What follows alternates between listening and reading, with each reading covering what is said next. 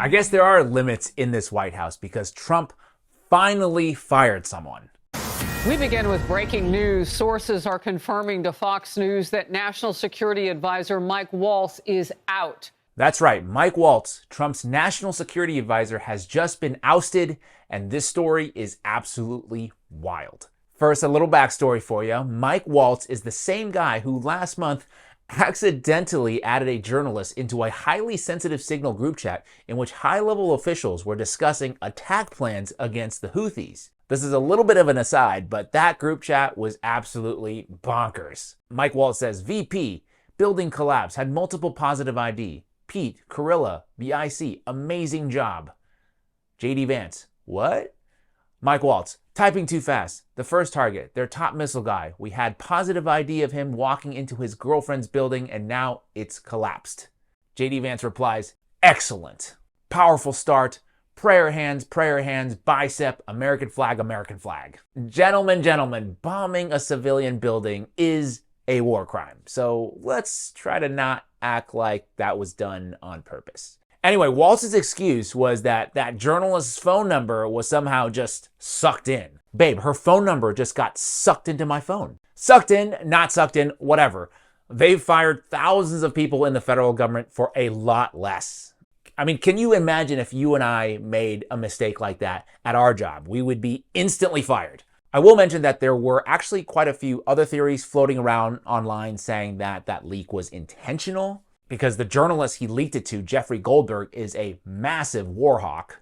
Not only that, he served in the IDF as a prison guard overseeing Palestinian detainees in a prison known for torture and sexual abuse. Now he is the editor-in-chief of The Atlantic, a magazine owned by Laureen Powell-Joms, who just so happens to be really good friends with Ghislaine Maxwell, the daughter of Israeli spy Robert Maxwell, allegedly, and a convicted child sex trafficker to boot. Just some information that I thought people might want to know. Fox News, of course, ran cover for Waltz with Jesse Waters saying, we've all texted the wrong person before. My personal theory is that Waltz had been already leaking information to Goldberg, and so when he typed in JG on his phone, it auto-populated with Goldberg and not the other guy that he was trying to add.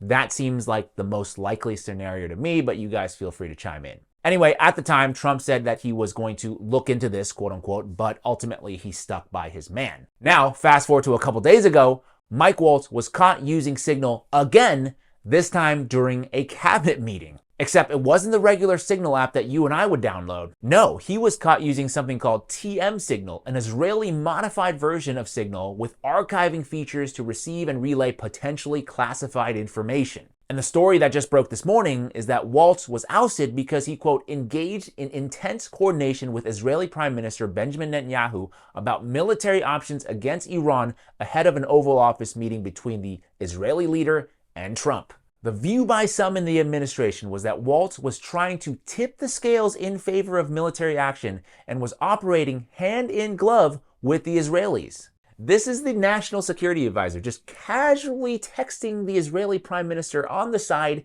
in a cabinet meeting. A Trump advisor told the Washington Post, quote, you can't do that.